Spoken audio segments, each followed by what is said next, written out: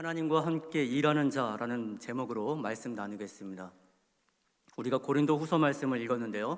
이 고린도 전서와 후서는 모두 편지입니다. 바울이 고린도 교회 성도들에게 보낸 편지예요.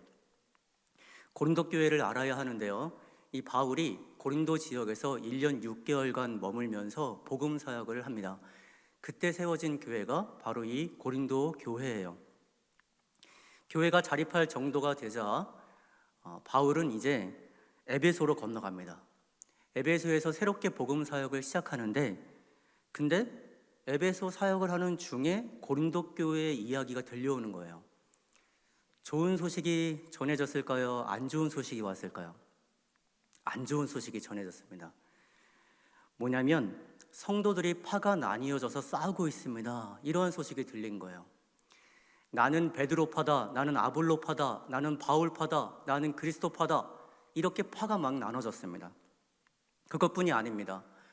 어떤 성도는 부도덕한 행위를 하였고 죄를 저질렀고, 또 교인들끼리는 서로 법정까지 가는 막 다툼이 일어났어요.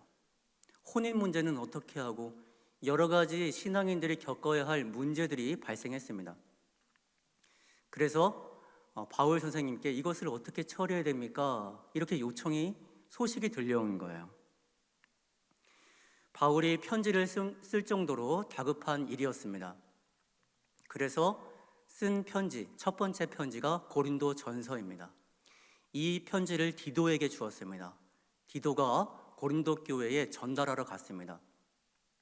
근데 편지를 주러 간 디도가 아무리 기다려도 안 오는 거예요. 그래서 이 편지가 잘 도착을 했는지 걱정이 돼서 바울이 디도를 찾아갑니다. 에게이를 건너서 디도를 막 찾으러 가는데, 가는 도중에 무리를 했어요. 생명의 위협도 느끼고, 그리고 병까지 얻었습니다. 그게 고린도 후서에 적혀 있습니다. 다행스럽게도 바울은 디도를 빌립보에서 만납니다. 디도가 결과를 전해주는데 편지가 잘 전달됐고 성도들이 많이 기뻐하였고, 그리고 죄를 범한 성도들도 회개를 하였습니다. 그런 기쁜 소식을 전해주었습니다.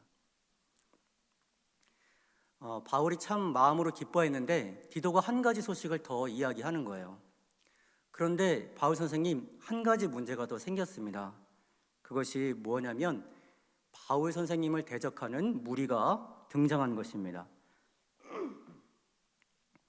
하나님이 주신 사명으로 교회를 세웠는데 그 교회를 흔드는 적대자들이 생긴 것입니다. 그 사람들이 주장한 것은 이것이에요. 바울은 사도가 아닙니다. 바울은 사도직을 계승한 사람이 아닙니다. 이렇게 주장을 했어요. 여러분, 주의 일을 하는 게 정말 쉽지 않습니다. 바울이 그러한 모함과 비방을 겪은 것입니다. 바울도 가만히 있지 않았습니다. 다시 편지를 씁니다. 그 두 번째 편지가 바로 이 고린도 후서예요. 바울이 편지를 쓰면서 해야 할 일은 명확했습니다. 내가 바로 주님께서 세우신 사도입니다. 이것을 드러내는 것이었어요. 고린도 후서 11장 1절에 보면 이런 표현까지 나옵니다. 너희는 나의 좀 어리석은 것을 용납하라. 아주 인간적인 모습이죠. 권위 있는 자였던 바울이 자기를 낮추면서까지 그렇게 사도직을 계승한 사람임을 드러내고 있습니다. 그래서 이 고린도 후서를 바울의 자서전이라고도 부릅니다. 그렇다면 적대자들이 어떻게 바울을 비방했기 때문에 바울은 이 고린도 후서를 적었을까? 당시에 고린도 교회는 예루살렘에 연보를 보냈습니다. 이 연보라고 하는 것은 하나님께 드리는 예물 중에 구제에 쓰이는 예물이 연보예요. 지금으로 따지면 구제 헌금과 선교 헌금이 이에 해당합니다. 고린도전서 16장에 보면 바울이 고린도 교회 성도들에게 이렇게 권면을 해요. 지금 예루살렘에 큰 핍박과 억압이 있어서 박해를 받아서 성도들이 가난해지고 너무너무 힘듭니다. 우리가 그들을 위해서 구제 헌금을 모아야 합니다. 연보합시다. 이렇게 이야기를 합니다. 그래서 고린도 교회 성도들은 열심히 연보를 했습니다. 그런데 적대자들이 등장해서 이렇게 이야기하는 거예요. 바울이 구제헌금 하라고 했지? 그런데 그게 예루살렘에 가는 거 확인했어? 바울이 자신을 위해서 쓸 수도 있는 거잖아. 이렇게 이야기를 했습니다. 그리고 중요한 사실이 뭔지 알아? 바울은 사도가 아니야. 사도라고 하면 예수님과 동시대에 예수님이 살아계셨을 때 함께 활동한 사람을 사도라고 하는데 바울은 그런 사람이 아니잖아. 바울이 환상 중에 예수님을 만났다고 하지만 그것을 어떻게 알아? 어떻게 우리가 믿어? 거짓말일 수도 있잖아. 이렇게 미혹했습니다. 성도들은 혼란에 빠졌고 막 흔들렸습니다. 그 부분을 바울도 명확히 짚고 넘어갑니다. 고린도후서 8장 20절에서 21절에 보면 이렇게 말합니다. 이것을 조심함은 우리가 맡은 이 거액의 연보에 대하여 아무도 우리를 비방하지 못하게 하려 함이니 이는 우리가 주 앞에서뿐 아니라 사람 앞에서도 선한 일에 조심하려 함이라. 바울은 하나님과 사람들 앞에 바르게 사용했다고 분명히 밝힙니다. 여러분, 바울이 어떤 사람입니까? 기독교 역사에서 가장 탁월한 사람 중 한 명이라고 여겨지는 사람이고요. 선교에 평생 헌신한 사람입니다. 수많은 교회를 세웠고 그리고 영지주의와 맞서서 신학적인 토대를 세운 사람이 바울이에요.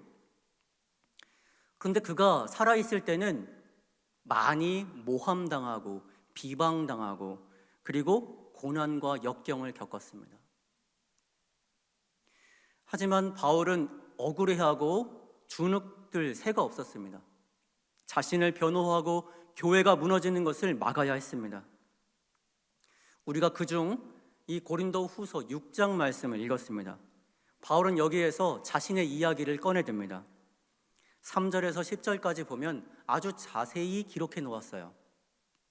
우리 3절을 한번 볼까요?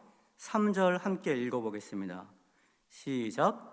우리가 이 직분이 비방을 받지 않게 하려고 무엇에든지 아무에게도 거리끼지 않게 하고. 여러분, 얼마나 멋진 고백입니까? 나는 누구에게도 비방당할 일을 하지 않았습니다. 아무에게도 거리낄 일이 없습니다. 누구에게도 비방받지 않을 하나님을 위하여 헌신한 사람이 바로 나 바울입니다. 흠을 잡으려고 해도 흠 잡을 것이 없고 아무에게도 거리낌 없이 사역한 나입니다. 여러분, 윤동주 시인이 쓴 서시라고 하는 시에 보면 이러한 문구가 나와 있습니다. 하늘을 우러러 한 점 부끄러움이 없기를. 하늘을 우러러 한 점 부끄러움이 없기를. 예수님을 만난 후 바울은 그렇게 살았습니다. 계속해서 4절에서 10절에 보면 그동안에 하나님과 함께 일하며 겪었던 수많은 고난에 대해서 나와 있어요.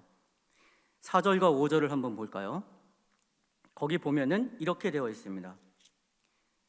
4절 뒷부분에 많이 견디는 것과 환난과 궁핍과 고난과 매맞음과 갇힘과 난동과 수고로움과 자지 못함과 먹지 못했습니다.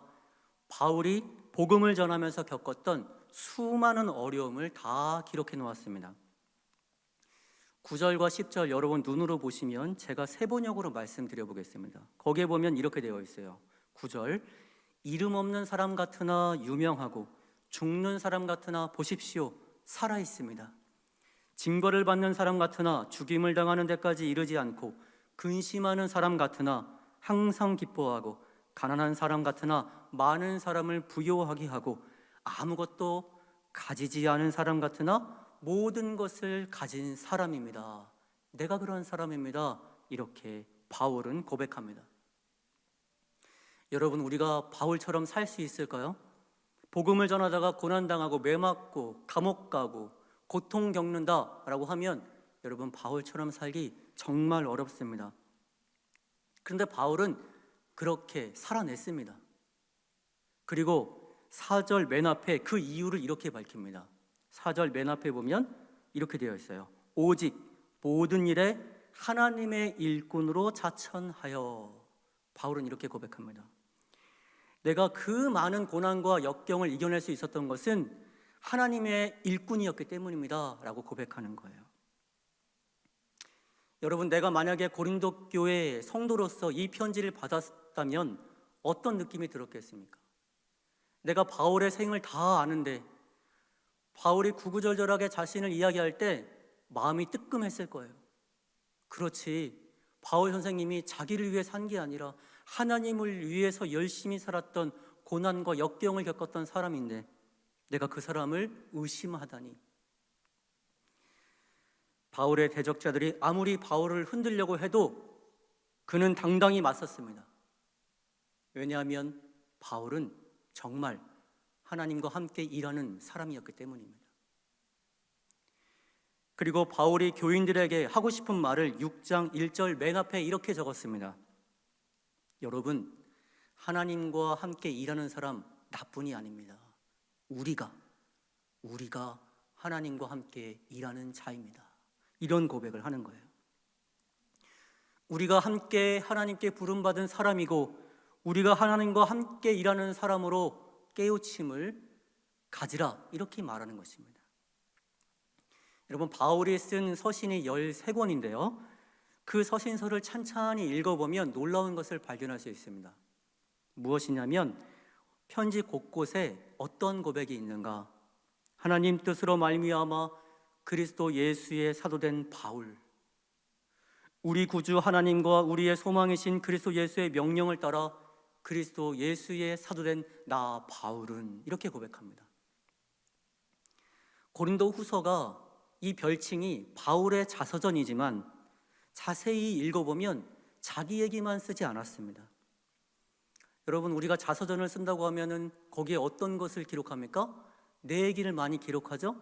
내가 어떻게 살았고 어떤 것을 했고 이런 것들이 쭉 적혀 있어요. 그 자서전의 주인공은 나입니다. 그런데 바울을 가만히 보면 나를 주인공으로 삼는 게 아니에요. 하나님을 주인공으로 삼습니다. 여러분, 내 자신에게 한번 물어보세요. 이렇게 질문해 보시기 바랍니다. 내 인생의 주인은 누구입니까? 엉뚱한 질문 같죠? 내 인생의 주인은 나지. 내가 주인이지. 이렇게 말하고 싶습니다. 철학적 가치관에서도, 철학적 사유에서 이 나에 대한, 자아 확립에 대한, 그것이 가장 중요한 목표입니다. 수많은 학문과 연구를 통해서 이 나를 발견하는 것, 그것이 철학적 가치관에서의 목표예요. 그런데 기독교 신앙에서는 다릅니다. 기독교 신앙에서 가장 중요한 가치관은 무엇이냐? 하나님을 주인공으로 삼는 거예요.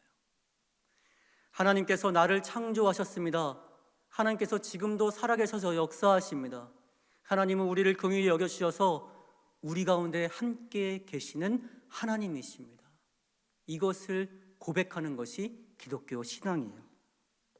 나보다 하나님을 주인공으로 삼아야 합니다.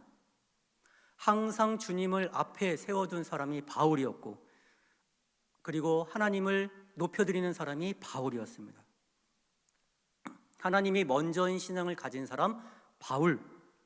하나님, 아무것도 아닌 나를 주님께서 불러주셔서 사용해 주셔서 일꾼 삼아 주시니 나는 다만 주님의 명령에 순종할 뿐입니다. 이렇게 고백한 것입니다. 그 은혜가 얼마나 감사합니까? 우리 그 은혜를 잊지 말아야 합니다.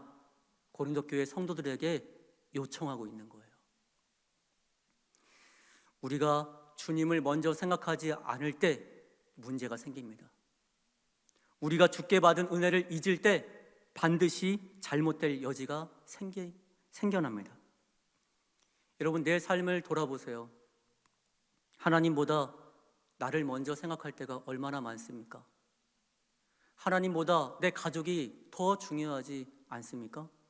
하나님보다 일이, 하나님보다 관계가, 하나님보다 내 이익이, 하나님보다 내 생각과 내 주장이, 내 가치관이 먼저일 때가 너무나도 많습니다. 이것은 순서가 뒤죽박죽 된 것이에요. 우리는 그렇게 순서를 잊고 살아갑니다. 성경은 그런 역사를 빠짐없이 기록해 놓았습니다. 선악과 사건이 그렇죠. 인간이 뱀의 말을 듣고 하나님이 금하신 선악과를 따먹습니다. 물로써 심판당할 때도 마찬가지입니다. 하나님께서 물로 심판 내리실 것이다 말씀하셨는데 사람들은 믿지 않았습니다. 노아가 열심히 구원의 방주를 만들 때도 다가와서 조롱하였습니다. 물로 심판받은 이후에는 인간들이 어떻게 했습니까? 바벨탑을 쌓아 올립니다. 다시는 내가 심판받지 않을 것이다. 하나님께서 출애굽할 때도 마찬가지입니다. 이 애굽에 종살이를 하였던 사람들이 너무나도 괴롭고 힘들어서 하나님께 부르짖어서 하나님께서 출애굽하게 하시는데 모세가 두 언약의 돌판을 받으러 갈 때 내려오지 않자 금송아지를 만듭니다. 그 찰나의 순간을 견디지 못하는 거예요. 광야 생활 동안 배부르게 먹지 못하니까 불평불만이 가득합니다. 마침내 가나안 땅에 들어갔는데 하나님께서 가나안 땅에 들어가면 반드시 산당을 모두 없애라 하지만 없애지 않았습니다. 그러자 우상 숭배가 만연해졌고 이스라엘은 멸망당했습니다. 이것이 성경에 고스란히 적혀 있습니다. 이 모든 것은 하나님을 먼저 두지 않았을 때, 하나님의 은혜를 잊고 살았을 때 생겨난 문제들입니다. 우리가 잊지 말아야 할 것, 하나님이 먼저인 신앙을 살아내는 것입니다. 우리가 기억해야 할 것, 하나님이 나 같은 사람도 자녀 삼아 주실 거나 하는 그 은혜를 잊지 말아야 합니다. 바울은 고린도 교회 성도들에게 편지를 쓰면서 자신의 이러한 하나님께 받은 은혜를 묵상한 사람이에요. 이제 그러한 고백을 우리가 해야 합니다. 하나님, 내가 하나님의 일꾼으로서 하나님의 은혜 받은 사람으로서 살기를 원합니다. 저와 여러분이 이러한 고백을 할 수 있기를 간절히 소망합니다. 하나님과 함께 일하는 자, 여러분 여기에는 한 가지 더 깊은 의미가 들어 있습니다. 하나님과 함께 일하는 자, 어떤 의미가 들어 있을까요? 하나님이 먼저 일하신다라는 뜻이 들어 있습니다. 그래서 우리는 하나님이 일하시기 때문에 함께 일하는 자라는 뜻이 들어 있어요. 이것을 선교학에서 하나님의 선교라고 부릅니다. 라틴어로 미시오데이라고 해요. 하나님께서 선교의 주체이시다라는 고백입니다. 하나님이 직접 대장이 되셔서 선교 역사를 이뤄가시는데 우리를 불러주셔서 공동체를 만들어 주시는 것, 그것이 교회입니다. 바울이 수천 년 전에 이 고백을 한 것이에요. 하나님께서 일하시니 나는 하나님과 함께 일하는 자입니다. 이러한 고백을 하고 있는 것입니다. 여러분, 우리가 선교사님들을 만나죠? 이 선교사님들을 만나면 이러한 고백을 많이 하십니다. 하나님께서 나를 부르셨습니다. 하나님께서 제 발을 인도하셨습니다. 하나님께서 나를 그 영혼을 품고 그 나라에 가서 복음을 전하라고 계속해서 마음을 뜨겁게 하십니다. 나는 주님의 명령을 따를 뿐입니다. 이러한 고백을 많이 하십니다. 그리고 이러한 고백도 하죠. 제가 그곳에 갔더니 하나님께서 일하고 계셨습니다. 하나님이 일하고 계셨습니다. 주께서 하시지 않고는 이런 일이 일어날 수 없습니다. 하나님이 살아계심을 누구보다도 강하게 믿고 있는 사람들이 이 선교사님들이세요. 그래서 그러한 고백을 듣고 있노라면 우리의 마음이 숙연해집니다. 제가 여러분께 그 중에 한 분을 소개해 드리도록 하겠습니다. 지금으로부터 136년 전에 1885년 4월 5일에 3명의 선교사가 한국 땅을 밟습니다. 누구냐면 아펜젤러 부부와 언더우드 선교사예요. 이 3명의 선교사가 인천 제물포 항에 도착한 날이 4월 5일 부활주일입니다. 그날이 부활주일인 것을 우리가 아는 이유는 그때 기도했던 그 기도문이 남아있기 때문입니다. 1885년은 그래서 한국 기독교가 본격적으로 시작된 해입니다. 당시 조선은 문호를 개방하지 않아서 바로 이 1885년은 문호를 개방한 지 채 2년이 안 된 때였어요. 그래서 조선 사람들은 이방인, 외국인들이 굉장히 낯설었습니다. 얼굴색도 다르죠. 그 다음에 언어도 다르죠. 그래서 조선 사람들은 이 외국인을 뭐라고 불렀냐면 서양 귀신이다 이렇게 불렀어요. 서양 귀신이 왔다. 여러분, 바울이 사도가 아니라고 비방당한 것과 아주 비슷합니다. 그래서 언더우드 선교사는 제일 먼저 한 일이 이름을 바꿨어요. 내가 한국 이름으로 바꿔야겠구나. 그래서 이름을 원두우라고 짓습니다. 원두우. 으뜸원, 막을 두, 허물 우 자를 써서 나쁜 것을 막는 힘의 원천이 주님께 있어서 그 주님께서 나를 사용하셔서 이 나라를 변화되게 하옵소서라는 마음으로 원두우라고 지어요. 그리고 한글을 부지런히 배우셨습니다. 선교 활동에 한글을 사용해야 이 사람들에게 복음을 전할 수 있다 해서 성경과 찬송과 그리고 전도 문서와 신문과 기독교에 관련된 모든 그런 자료들을 한글화 했습니다. 한글을 연구하면 연구할수록 굉장히 뛰어난 글자구나. 외국에 나가면 한글의 우수성을 전파했어요. 그래서 영어와 그 한글을 번역하는 일들을 많이 했는데 이것이 영한사전의 뼈대가 돼요. 다시 모국으로 돌아가서 이 조선을, 아무도 알지 못했던 조선을 선교 보고를 할 때 모금을 많이 해서 돌아와서는 학교도 세우고 병원도 세웠습니다. 그때 세운 학교가 연희 전문학교예요. 지금의 연세대학교입니다.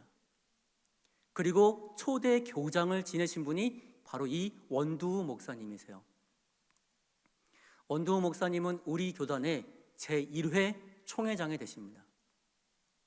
여러분, 이제 이 언더우드 선교사 원두우 목사님에 대해서 많은 것을 알게 됐죠? 우리나라에 오실 때 몇 월 며칠에 오셨습니까? 4월 5일, 기억하기도 쉽게 식목일에 오셨어요. 부활주일에 오셨습니다. 그리고 이름이 무엇으로, 한글 이름이 무엇이죠? 원두우 목사님이세요. 그리고 우리 교단 1회 총회장을 지내셨습니다. 한국기독교장로회 총회 홈페이지에 가면 역대 총회장들을 다 만나실 수 있습니다. 참고로 우리 목사님은 몇 회 총회장이시죠? 우리 목사님 101회 총회장이세요.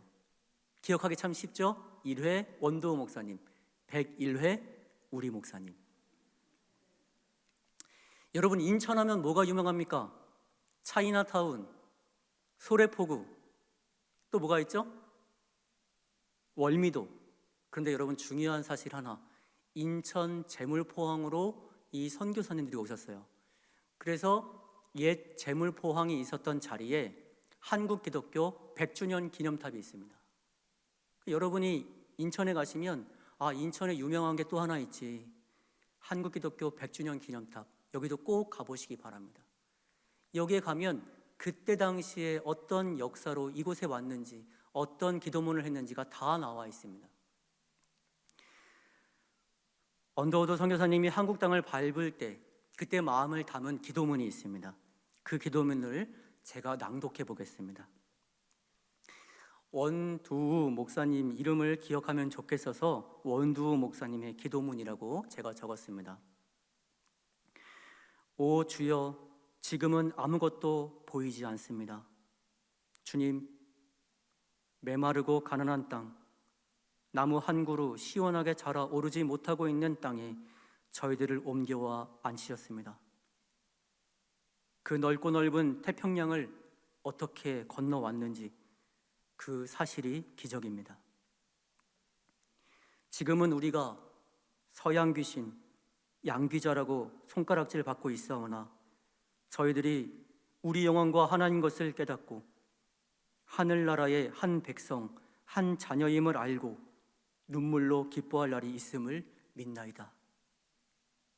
학교도 없고 그저 경계와 의심과 멸시와 천대만이 가득한 곳이지만 이곳이 머지않아 은총의 땅이 되리라는 것을 믿습니다. 주여, 오직 제 믿음을 지켜주소서. 이렇게 기도했습니다. 여러분, 오늘의 말씀의 제목, 하나님과 함께 일하는 자. 선교사였던 바울이 그랬습니다. 원두우 목사님이 그랬습니다. 이제 우리가 해야 될 일입니다. 우리 교회의 목표, 우리 교회의 표어, 배움과 섬김 그리고 선교입니다. 우리도 선교의 자리에서 하나님과 함께 일하겠습니다 라고 고백을 해야 하는 것이에요. 그렇기 때문에 우리는 선교사로 살아야 합니다. 선교사로 살라고 하니까 갑자기 어느 나라에 가야 될 것 같고 머리가 복잡하시죠? 그런데 우리는 이곳에서도 선교사로 살 수 있습니다. 먼저 가족 선교사로 살 수 있어요. 아직 믿지 않는 우리 가족, 내 형제, 일가 친척을 구원하는 가족 선교사로 사는 것입니다. 기도 선교사로 살 수 있습니다. 고난받는 그리스도인과 파송된 선교사를 위해서 세계의 구원을 위해서 기도 선교사로 사는 거예요. 그리고 직장 선교사로 살 수 있습니다. 직장에 출근할 때 어떠한 마음으로 나아가는가? 주님, 내가 오늘 출근하는데 직장에 가서 참된 그리스도인으로 살겠습니다. 사람들에게 복음을 전하며 살겠습니다. 직장 선교사로 사는 거예요. 문화 선교사로 살 수 있습니다.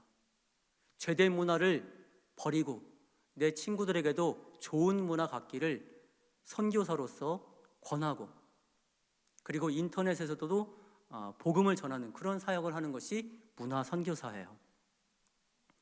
또한 해외 선교사를 직접 도울 수도 있습니다. 물질로, 기도로 후원할 수 있는 것이 바로 우리가 할 수 있는 일입니다. 나는 선교사라고 하면은 누군가가 특별한 사람만 할 수 있는 줄 알았는데 나도 할 수 있구나. 나도 할 수 있구나. 나도 바울처럼 살 수 있고 나도 원두우 목사님처럼 살 수 있구나. 이러한 고백이 우리 가운데 있어야 하는 것입니다. 이러한 고백이 넘쳐날 때 하나님과 함께 일하는 자로서 기쁨으로 살아가게 될 줄 믿습니다. 나는 선교사로 살겠습니다. 다짐하며 하나님과 함께 일하는 자로 살아갈 때 우리 가운데 기쁨과 평안이 넘치기를 간절히 소망합니다. 기도드리겠습니다. 고마우신 주님, 부활절기를 보내며 복음의 일꾼으로 살겠다고 늘 다짐하게 하시니 감사합니다. 오늘 하나님과 함께 일하는 사람이 누구인지를 돌아봅니다. 일평생 복음을 전하며 선교했던 바울, 우리나라에 복음을 전한 원두우 목사님이 하나님과 함께 일한 사람이었습니다. 우리도 한 해 주께 다짐하며 시작하였습니다. 배우고 섬기며 선교하는 교회 되기를 다짐했습니다. 주님, 내가 선교사가 되어 가정과 직장에서 선교하게 하시고 기도로 물질로 해외 선교사를 돕는 일에 앞장서게 하옵소서.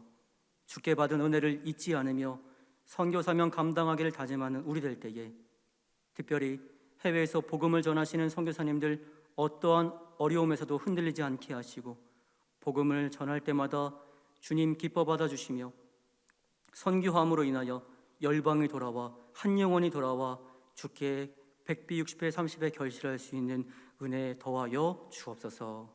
사랑 많으신 예수님의 이름으로 기도하옵나이다. 아멘.